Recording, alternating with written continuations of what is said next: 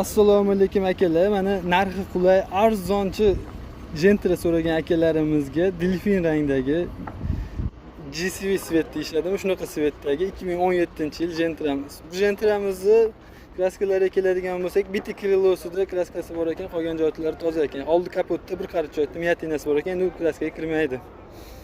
Xo'p, bu Gentramizni yurganlari 260 ming kilometr yurgan ekan, 2017-yil Gentra.